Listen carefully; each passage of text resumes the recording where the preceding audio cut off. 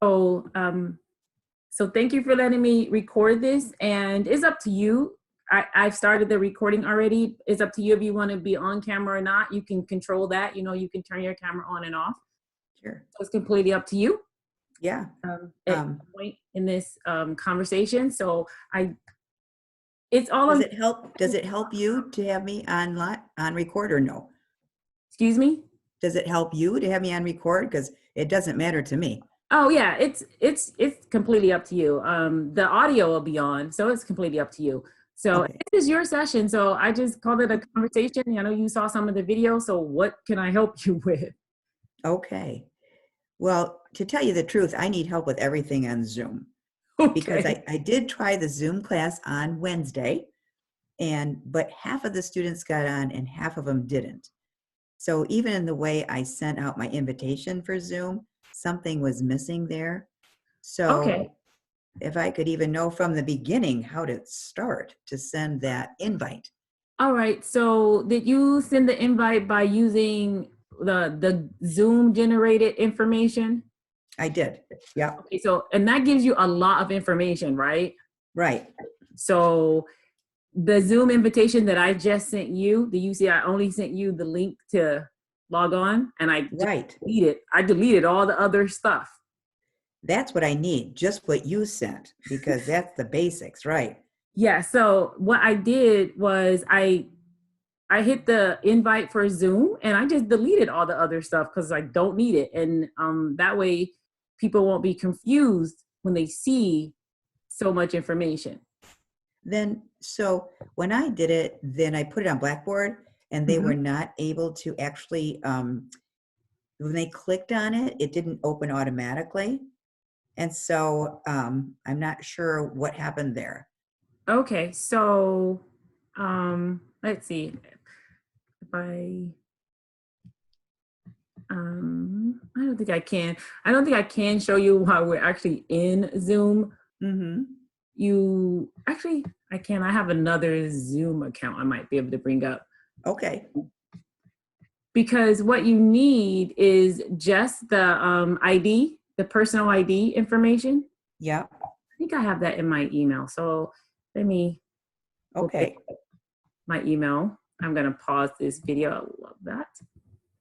So what I did is I put the Zoom meeting link directly into Blackboard. Oh, okay. And so I'm going to,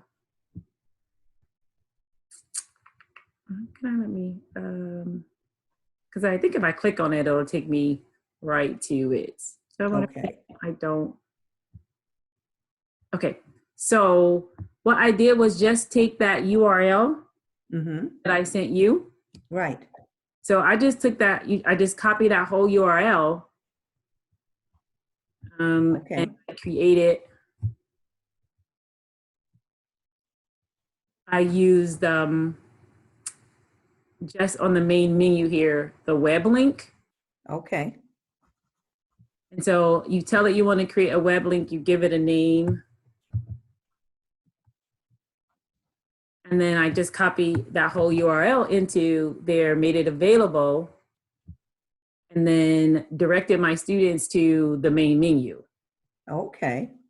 And that way it's there in one spot. And whenever they also have like, I don't have it on this page. Do I have it? So yeah, I also put on the announcements page my Zoom office hours or my Zoom time. And so this schedule here of these dates, this was before we just extended it. So I went and I added the other dates for the rest of the semester. So what I've done is, since I have this full-time faculty, we have to have office hours. So I just kept my normal office hours and class time. And hey, we're going to be meeting doing Zoom, and this is the schedule. Okay. This is the exact same link. I just hyperlinked the same URL. Right. So you can get to it from the announcements page, or they can get to the Zoom. Once they realize we're meeting, this is the home. Like when you come on Blackboard, click here and it'll bring you into the Zoom session. Okay. The problem, I'm sorry, the URL is just right. When you pull up Zoom, it has the URL right there. Yeah, when you log into Zoom, let's see, I think I could just look into my other, if it'll let me look in. Sure. Oh, there we go. So it's your personal meeting room. Either Okay. you can get to it the same place. So if you click on profile, it'll say personal ID. Oh, okay. This link here. So that takes you to like your main Zoom meeting place. Okay. And I just keep this very simple because if you go into meetings, you can create different meeting links, but they're all going to be separate. So it's like if I schedule 3 meetings here, they're all going to have a slightly different URL. So I'm literally creating like 3 meetings in 3 different rooms. And I don't want to do that much thinking. So I just use my personal meeting room all the time. That's because your personal meeting room. Okay. Yeah. So if I click on personal meeting room, it's the same ID. It's the same URL that's in the profile. Okay. That's in your profile. Yep. Gotcha. And so what I sent you was this here. This copy. Okay. And that's the URL I'm saying that I embedded on Blackboard. It's just my main office. Okay. And just have to remind my students that I still have students come to Zoom whenever they want to, and I'm not there. Tell them, please look at the schedule. This is when I'll do. And I also make appointments. So if you had appointments before, students make appointments, I'll use Zoom, but I'll still use the same meeting. I just don't want to create a whole bunch of other stuff. Right. And so then when you paste that. So then when you create a meeting for a class, they just click on that and put the ID? Well, now you're asking, I think, something different. If I go here to schedule a new meeting. Yeah. So if I do this, I got to give it a name, got to make all these decisions about it. Right. And then say save. And now I have a specific URL. It's different. See, it's got numbers. Yeah. So every time I create a meeting, I'm creating basically a new meeting room. I don't want to do that. Okay. Gotcha. I mean, that works for some people, but I don't want to do that much thinking. And so I only just use my main profile meeting room. So when you do that, so let's say our class is Wednesday at 5:30, can they just click into that and then we're there? Well, see, that's it. This meeting is only going to be good for, this meeting link is only going to be good for whatever parameters you set it for. If I set this for Wednesdays at 5:30, this link is going to be good for just that meeting on Wednesday at 5:30. So if I have separate links for Monday and Wednesday, I have 2 different links. The students have to click on the right one to be in the right meeting. I skip all of that. I just don't want to deal with that much flexibility difference. I skip all of that by using the main personal ID for all of my meetings. Okay. So it's the difference between saying, students, meet me in the library versus students, I will come to meet me at this Starbucks at that library over. No, I just one spot. One spot. They don't have to put an ID. They click on it at any time and they come into my Zoom. So yeah, just go into the personal meeting room and then there's your URL, join URL. And I think this is what you did. If you do copy invitation, it's all of this. Right. Yep. That's correct. That's what I always get. And so I'm like, sure, okay, I'll copy that information. I'm lying to the computer. I'm going to use that. Don't want to use all of this information. Yeah, that was the mistake because then the students didn't know where to get into it. Yes, because all you need is the join. If you are only allowing students to join Zoom via like the video like what you and I are using, you want them in that room, this is all you need is join Zoom meeting. Okay. These other items are for if you're going to let them just join via phone, I don't mess around with all of that. So this is all you need to copy. Okay. And it's So just to join Zoom meeting. Okay. Yep, it's the exact same URL. I'm going to log out of this. That's in your personal meeting room or in your profile. In my profile. Is this here? So Marissa, when the student comes on, if I put that on Blackboard and the student clicks on it, do I have to put a date on it, or is it just always there? It's going to be always there. So that's what I'm saying. If a student comes on at 11 p.m., if you have it set that they can join, but they're just going to be there by themselves. There's nothing to do because you're, okay. It's like them literally showing up to your office and you're not there to open the door. So I tell there them, you go. remember, Okay. Look at the schedule. These are the Zoom times, unless I made a personal Zoom meeting with you. So, okay. So like if I went into, so if I hit that for you, your personal Zoom, and it's just always the same one. So at 5:30 and they click on that, what happens with me on my side? You have to open the door. So the meeting doesn't start until you're the host. The meeting doesn't start until you log on. So if I had not been logged on when you clicked that button, I think I have mine set that you can join the meeting before me. You will simply just be sitting there by yourself. Okay. Until the host comes on. So I have to log on. I log on to Zoom? Yep. So you have to be logged in. So I was logged in, and I guess I can go back and show this. So if I go to meetings, just gonna make another fake one here. So I have to schedule a meeting. Nope. All you have to do is log in. So I just log in. See here. So I'm in a meeting. When I log on to Zoom, it'll say start meeting. And once I click that, I'm the host. I've opened the door.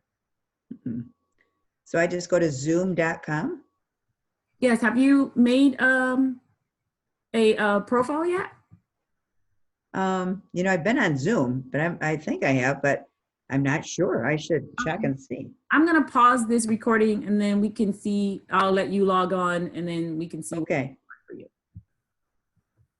All right. So I started the video again because I just wanted to walk through this part. So my point here is when I log out, if I make the Zoom a bookmark on my browser page, because this is the browser I use all the time. So yes, I drug this down and I made it a bookmark so I could just click on my sign in and I just stay signed in.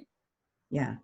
So, but I'm not in a meeting unless I tell it to start a meeting. So I'm skipping the part that says log in every time because just stay logged in. For now, with your sign in. Time here, I just stay logged in. Okay. So when I exit out of our meeting, it says in meeting, and I will not be in a meeting, but I will log into Zoom. Does that make sense? It does make sense. Yeah. Okay. So then when I come and I want to start a meeting and I click on the sign in because I stay logged in, I don't have to put in my username and stuff, but it'll ask me, okay, what are you doing? I'll go to profile and I'll say, I want to host a meeting. So I have to actually click to start the meeting. Okay. So when your students go to that link that you made on Blackboard, so the Zoom meeting link, when they go there, if they have never been there before, when you clicked on yours, it should just walk them through. They have to download something, but it should walk them all through that. And then once they do that first log on, if they're using the same device, I believe, they use the same device, they don't have to get walked through all that. It'll just take them into the meeting. And if you're there, they'll join. If you're not, they have to wait for you to come on. Okay. And they just click it, download whatever they need to download, and then it's there. Zoom is there for them. Anytime they want to use it, go back and just hit Zoom meeting link. Yeah. Okay. Because you can leave this meeting whenever you want to, but as long as the host stays on, the door is open. When the host exits, the door is closed. Gotcha. Okay. There's a lot of other things you can do. Like you can make decisions where if other people come on that they can join before you. But right now, I just leave everything set as the Zoom default. Yeah, I think that's good. Now, and if you use the chat feature on Zoom, we did last time. Yep. So, they can click there and then they can type in their messages. Yeah. So if you look at your Zoom chat, if you open it right now, and then you should see it has to everyone. Right. So that right there means if you type now, whatever you type, everyone can see. But there's a little drop down box next to it. If you click on that, it shows you every person's name. And if I select a person's name, then I will now have a private chat just with that person. Okay. Do I have to put those names in, or is it just connected to? You should only see the names of the people who are logged into the meeting. They're there automatically. Okay, gotcha. And then I'm not sure what you see on your screen, but right across from the to everyone, if you look across, there should be a box that says more. I see a box that says file. Okay, so is there a little drop down menu next to it? Oh, yep, and it says more. Yep. Okay, so what is listed in that more box for you? More, but it won't stay on more. Let's see if I click file. Uh-oh, I don't know. I click file and now it's going in a circle. It says, I don't know, when it goes to file, then it comes on to my, my drives and stuff like that. So yeah, because you probably accidentally clicked on it, but that means you share a file. So if you're talking to your students and you want them to have something, if you click on that, you can actually attach a file right to that chat area. They can all immediately open it or download it. Oh, wow. That's kind of nice. There's a lot of things that you could do, with Zoom, but we're trying to, hopefully this is helpful. So this is very helpful. I mean, it's extremely helpful, Marissa. I cannot tell you how helpful this is. So really I started recording this part again. So what else do you want to talk? I guess one last time, I just want to guarantee that when I go on at 5:30 on Wednesday, my students are going to be on. So what they need to do is to go to the Zoom meeting link, download whatever they need to download, and then after that, all they have to do is click on Zoom meeting link. Yeah, you can test this. I mean, I've tested it just by sending my meeting link to people I know and say, hey, today at 6 o'clock, can you click on this link and come on? Right. So and then on my part, I go to, I have to go to Zoom and I go to the meeting spot. How do I turn it on for them? Well, how do I open the door for them? You and I when we get done with this, I'll have you invite me and you will do it. And it's hard for me to walk you through. You just have to click on it. When you go into your Zoom as the host, it's going to tell you to start a meeting. You click the button and it'll start. Okay. But the way I do it works for my students is I sent my link to my daughters and my husband. And I said, join me at Zoom at 5 o'clock so I can, and tell me what you see. Because I'm a very hands-on person. And then if they weren't on, then I can talk to them like what happened. So, but I'm good for that. My kids are online for me. They're there for me to practice. So, and so, you just need to send them, that personal ID. And I just copied my personal ID and I sent it to them in a text. I said, here's a text in 20 minutes or whatever time you pick. Click on this and see if you can get into my Zoom session. Okay. That's how I knew it worked. And just on the personal ID, that's all they click on. Yeah. Oh yeah. They click on whatever the link is you sent to them. And I think in one of the sessions that I posted before, I showed, it was a session I think I was on with Cheval. I think I may have deleted it from here. It was just how you create a link or just, send it to someone. Yeah, it's on one of the earlier I posted on the discussion board. Great. And that's personal meeting I go to, right? I go to personal meeting, and then I start a meeting. Mm-hmm. Okay. You're gonna log on to your profile. Mm-hmm. When you just did this, it took you in and it showed you like, hey, here is your profile. Yep. Personal meeting ID. You need the URL. Yep. That's what you need to send the people. Yep. It will either just sit there until you come in and you say and you open the door by starting that meeting. And you're going to say host a meeting, right? No, you don't say anything. It is going to ask you start the meeting. You say yes or no. You click on the button to say start. But where does that happen? Where does the start the meeting happen? I guess that's what I'm confused about. I can't show you because I'm already in my meeting, so it won't show me starting Okay. because I'm in the meeting. Gotcha. Okay. So we're done. Also, you can also look for, you can go to YouTube if you want a more formal, better video than what I'm doing. Oh no, you're doing great, Marcelletta. I mean, honestly, this is excellent. No, so I'm good. I think we're talking around, and what you need to actually is do it now because we're just talking around it. Yeah, I just need to know. I just want to make sure how to start that meeting. That's all. So, yeah. And we're gonna end this, and then you can send me an email invite. We're gonna log off of here. You send me an invite, and then as soon as I get it, I'll log on. Okay, that sounds great. That sounds perfect. Yeah, and if you want, you can give me a call. So if I'm not on in a few minutes, if you give me a call, then we can just talk on the phone about what I see and what you see. And okay, just call my office number and it'll transfer you to my cell. Okay. And do you have that? What is your office number? I'm sorry. All right, I'm going to pause this because I think this is a good banter enough for our video. So on Blackboard, because I have a video on Blackboard about how to post your Zoom sessions. And it's going to be in the English department area. Okay. Mm-hmm. Go there and you go to our discussions. And this is the place I'm hoping more people will start using just to post and answer questions. Yeah. So discussions is called Teaching During Campus Closure. Okay.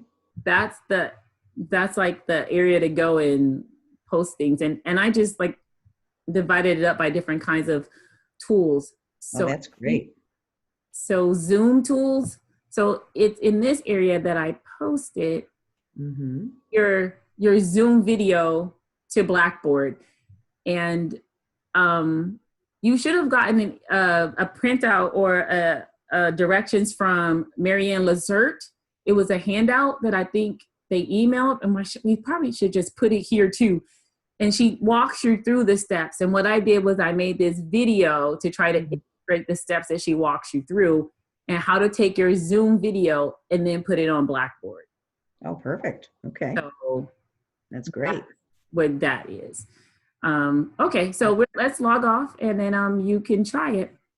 Okay, so I'm going to send you my Zoom link over here. And when I go to zoom.com, I'm always going to get my profile. When you log in, because you're logging in as yourself. So I'm going to try to record me logging into my other Zoom account here. So okay. If I can remember the logon, let me pause this. So this is my personal one. So I'm logged into my other Zoom account. So I'm going to click profile. And is this all my stuff on here? Come on, change screens, please. So it's going to bring me into this meetings area. That's where I usually, after I log in, it usually just brings me into here. So I'm going to go to personal meeting room. Okay. Do you see it right over here? Yep. That's all I need to do. I'm the host. Okay. And when you log in, you go to your personal meeting room, you're the host. It'll tell you to start a meeting. You click there. It's just going to be you by yourself until people join. Okay. And if people join and I'm not in, they have to wait for me to actually start the meeting. So that's what I mean. You have to open the door. You have to start it. Okay. Mhm. And Perfect. that, like I said, that's for me the simplest way to then go through it and make all these separate meeting times. I just use my main meeting room. So I could actually send out a practice to these students before class. You could, but I would suggest you just practice with people you know so that the students. Right. You're right about that. Yeah. Just, yeah, that would be too confusing to them. That would not work. And with ESL kids especially, so this is on YouTube. so yeah, what I did here is we keep saying we're going to wrap this video up, but I was thinking about what you might need for your students since ESL, like you said, you have to do speaking. So Right. if you go to YouTube and look for how to use Zoom, and now Zoom has a channel that you can, so I'm going to go ahead and, so I can subscribe to this Zoom channel, which I'm going to do myself. But good. I put in Zoom breakout rooms, and then so they have a video that can show you how to use the breakout rooms. Definitely better than I can. But I know as a participant, I've used them and they were good. So the basis of what I know is you can set up random rooms. You can assign students to work to rooms. I like the random because I don't ever know who's going to show up to the Yeah. But when you put them into breakout rooms as the host, you can go and poke your nose into every one of those breakout rooms, just like if you were walking around physically a classroom. So the breakout room feature might be really useful for you. It would be very useful for us. Yes. And then you said you already know about the whiteboard feature. I just know it's there, but I haven't used it. You just click on it. It looked like. Yeah, it's one of the. So I'm gonna go ahead and do my share feature. If you click on share your screen. Yeah. It usually already has the desktop pre-selected, but in that share screen, you can also click whiteboard. And then this says I can't share it right now. This says I can't start screen share while other participant is sharing. So. Because I'm the boss. I'm the host. You want that. You don't want all your students, all the participants having access to everything. Oh yeah, that's for sure. No, we don't want that. But when you do when you go to new share box, you can pick what you want to share. And so I'm going to select whiteboard right now. And now on our screen, we have the whiteboard. Oh, perfect. And then we can just write in whatever. Yeah, and you should see a menu somewhere around your Zoom menu with different options. Like you can click text that you too should be able to. Can you make anything? Do you see that? I can't see. Let's see. Here I can't share the screen, so I don't. But you should see where it says share screen. There should be a secondary menu that says, like text or whatever. Yeah. Do you see that? It won't allow me to do it. It said because you're sharing right now. I see what you're doing with text. Oh, here, hold on. Let me see. View options. Yeah, this is just. Okay, so and like I said, we're all learning, but I probably have to make it so that everyone can write on the screen at the same time. Okay. But yes, but that's another thing that I would suggest. Just looking at YouTube, like how to use the whiteboard. So right now, I believe I'm the only person who has control. And but you could make it so that everybody's typing or using the whiteboard at the same time. I know from a participant perspective that the host is able to do that. Okay. So, but that's another area that you might want to look at. So yeah, you won't lose your students because we haven't lost each other. Right, right. Yep. Like, I'm not sure if you know other faculty who are teaching. You can also invite them like, hey, why don't we just have a practice session? Yeah, I do. And we decided to do that. So that will be really helpful because I think you met with Tron and with Judy and they're using it. So, yes. Because I know Tron was going to do some presentations. So I have to do presentations with my students. So I would say send them an email and say, hey, let's get together and practice some of these features. And that way, if you lose someone, you know when and how you lost them, and you know how to get them back. Yep. I think that's a way to do it, because we've been connecting. So I think everybody's got a week into it now.